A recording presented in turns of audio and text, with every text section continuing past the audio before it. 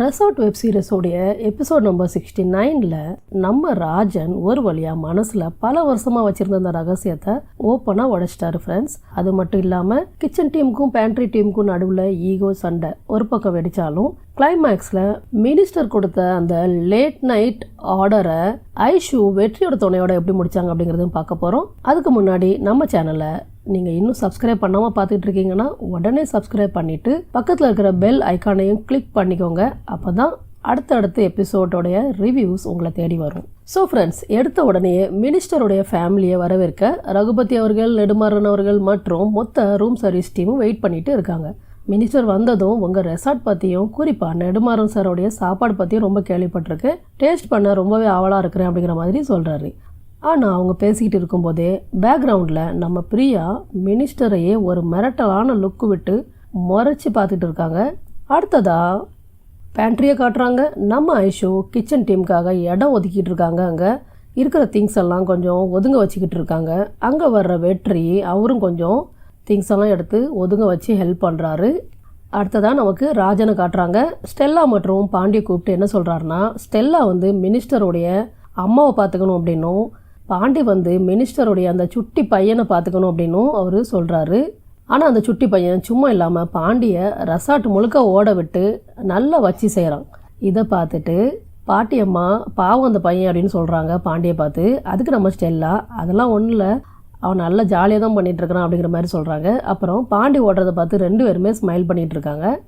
அடுத்ததாக ரெஸ்டாரண்ட்டை காட்டுறாங்க. மினிஸ்டர் ஃபேமிலிக்கு நம்ம ஐஷும் ஜானும் ஃபுட் சர்வ் பண்ணிக்கிட்டு இருக்காங்க. அங்கே ஃபீட்பேக் கேட்க வர நெடுமாறன் அவர்கள்ட்ட மினிஸ்டர் மற்றும் அவங்க ஒய்ஃப் வந்து சாப்பாடு ரொம்ப சூப்பராக இருக்கிறதா சொல்கிறாங்க. அவர் அம்மாட்ட கேட்குறாரு. அவங்க என்ன சொல்கிறாங்கன்னா, பார்க்க நல்லா இருக்குது, ஆனால் எனக்கு இந்த மாதிரி சாப்பாடெலாம் சரி வராதுன்னு சொல்லிடுறாங்க. அவர் கொஞ்சம் கஷ்டமாக இருந்தாலும் அதை காட்டிக்காமல் ஸ்மைல் பண்ணிக்கிட்டு, அப்போ உங்களுக்கு என்ன வேணும்னு சொல்லுங்கம்மா, நான் பண்ணித்தரேன் அப்படின்னு சொல்கிறாரு. அவங்க என்ன சொல்கிறாங்கன்னா, சின்ன வயசில் சாப்பிட்ட மாதிரி சாப்பாடு தான் எனக்கு ரொம்ப பிடிக்கும், அம்மா கையால் பண்ண மாதிரி அப்படின்னு சொல்கிறாங்க.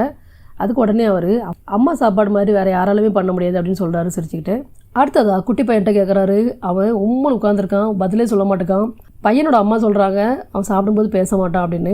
உடனே நெடுமாறன் அவர்கள் அது நல்ல பழக்கம் தான் அந்த மாதிரி சொல்கிறாரு. அவருக்கு ஆக்சுவலி ரொம்ப கடுப்பாக இருக்குது, ஆனால் அதெல்லாம் கண்ட்ரோல் பண்ணிக்கிட்டு பேசிக்கிட்டு இருக்காரு. அங்கேருந்து கிளம்புனதுக்கப்புறம் நேராக பவர் ரூம்குள்ளே போகிறாரு. அங்கே போய் கோவத்தில் சிகரெட் எடுத்து பற்ற வச்சுக்கிட்டு டேமிட் அப்படின்னு சொல்கிறாரு.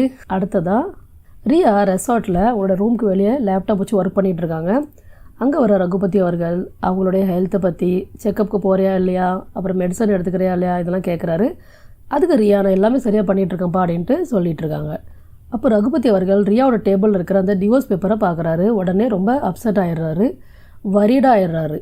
ரியா என்ன சொல்கிறாங்கன்னா, அப்பா கவலைப்படாதீங்க, நான் வந்து இப்போ தான் ஹாப்பியாக இருக்கேன், டிவோர்ஸ்க்கு அப்புறம் தான் நான் வந்து கொஞ்சம் ஹாப்பியாகவும் நிம்மதியாகவும் இருக்கிறேன் அப்படிங்கிற மாதிரி அவங்க சொல்கிறாங்க. அப்புறம் குழந்தைய பற்றி நீங்கள் கவலைப்படாதீங்கப்பா, நீங்கள் வந்து என்னை வந்து வளர்க்கலையா, அது மாதிரி நான் குழந்தைய நல்லபடியாக வளர்ப்பேன் அப்படின்னு சொல்கிறாங்க. என்னதான் இருந்தாலும் ஒரு அப்பா அப்படிங்கிறதுனால அவரால் அதை ஈஸியாக எடுத்துக்க முடியல. அவர் ரொம்பவே ஒரு மாதிரி கலங்கின மாதிரி இருக்கிறாரு. ஸோ ரியா வந்து அவங்களுக்கு ஆறுதல் சொல்லிகிட்டு இருக்காங்க. அடுத்தது நமக்கு என்ன காட்டுறாங்கன்னா, ஐஷு ரெசார்ட்டில் அப்படி நடந்து போகும்போது ராஜன் வந்து ரூம் சர்வீஸ் பாய்ஸை திட்டிகிட்டு இருக்கிறத பார்க்காங்க. ராஜன் என்ன சொல்கிறாருன்னா, நான் ஏற்கனவே சொன்னேன் அந்த அம்மா வந்து ப்ரெக்னெண்ட்டாக இருக்கிறாங்க அப்படின்ட்டு, அதுக்கப்புறமும் நீங்கள் அவங்கள லக்கேஜ் எடுக்க விட்டுட்டு இங்கேயோ போயிட்டீங்க, வேறு வேலை இருக்குன்னு அப்படின்னு சொல்லி சத்தம் போடுறாரு. அந்த பாய்ஸ் வந்து வேறு வேலை வந்துட்டு தான் போயிட்டோன்னு சொல்கிறாங்க. ஆனால் ராஜனுக்கு வந்து அது கொஞ்சம் கூட உடன்பாடே இல்லை, கோவப்பட்டே இருக்கார். இதை பார்த்த ஐஷு வந்து ராஜன்ட்ட அப்புறமா பீச் பக்கத்தில் நின்று பேசிகிட்டு இருக்காங்க. அவங்க என்ன சொல்கிறாங்கன்னா, நீ இந்த மாதிரி கோவப்பட்டு நான் பார்த்ததே இல்லை, என்ன ஆகிட்டு உனக்கு அப்படி கேட்குறாங்க. அதுக்கு ராஜன் என்ன சொல்கிறாருன்னா, நான் வந்து இந்த கஸ்டமர் வந்து ப்ரெக்னெண்ட்டாக இருக்காங்கன்னு எவ்வளோ சொன்னேன், அதுக்கப்புறமா அந்த பாய்ஸ் வந்து அவங்கள லக்கேஜ் எடுக்க விட்டுருக்காங்க அப்படின்ட்டு சொல்கிறாரு. எனக்கு வந்து அந்த லேடியை பார்த்ததுமே ரியாவை பார்த்த மாதிரி இருந்துச்சு அப்படின்னு சொல்கிறாரு. ஐஷு கொஞ்சம் ஷாக்காக இருந்தாலும் அவங்க கொஞ்சம் எதிர்பார்த்த விஷயம் தான் அப்படிங்கிற மாதிரி இருக்கிறாங்க. அது மட்டும் இல்லாமல் அவர் வந்து ஐஷுவையே ரியான்னு சொல்லிடுறாரு ஒரு தடவை. அவங்க அதையும் நோட் பண்ணுறாங்க. அப்புறமா ஐஷு வழக்கமாக எல்லோரும் ராஜன்ட்ட கேட்குற அந்த கேள்வியே கேட்குறாங்க, ஏன் இன்னும் கல்யாணம் பண்ணாமல் இருக்கு அப்படின்னு கேட்கும்போது, அதெல்லாம் ஒன்றும் இல்லை, அதாவது நான் எதிர்பார்த்த மாதிரி பொண்ணு கிடைக்கல அப்படின்ட்டு சொல்கிறாரு.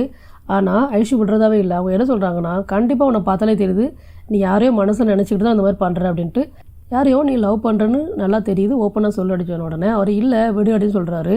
ஃபோன் வந்துட்டு சொல்லி கிளம்ப பார்க்குறாரு. ஆனால் ஐஷு விடுறதாவே இல்லை. அப்புறமா அவர் மறுபடியும் விடு ஐஷுன்னு சொல்கிறாரு.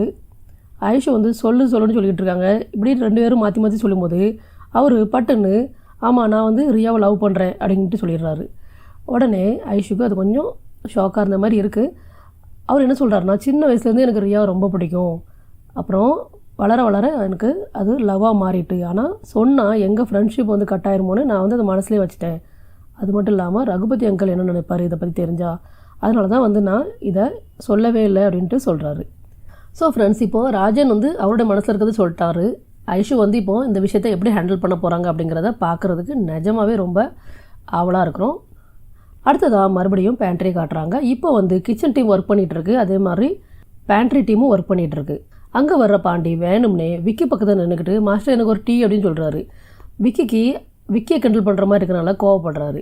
விக்கி என்ன சொல்கிறாருன்னா, டேய் அங்கே போய் கேள்டா, இங்கே வந்து கேட்டுக்கிட்டு இருக்க, வாயை உடச்சிரும் அப்படிலாம் சொல்கிறாரு. இதை பார்த்துக்கிட்டு இருக்கிற வெற்றி என்ன பண்ணுறாருன்னா, உடனே பாண்டியை கூட்டிகிட்டு வெளியே போய், ஏன் பாண்டி இந்த மாதிரிலாம் பண்ணுற அப்படின்னு சொல்கிறாரு.